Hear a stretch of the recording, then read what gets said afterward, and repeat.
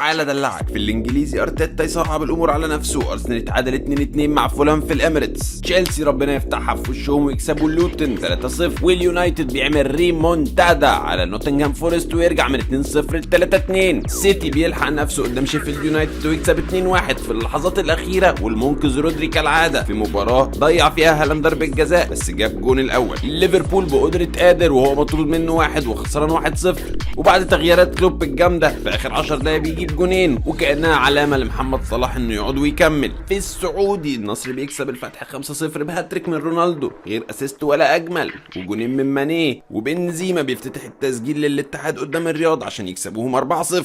وفي اللحظات الاخيره فيرمينو بيعمل اسيست دولي لفرانكيسي عشان الاهلي يكسب بالخدود 1-0.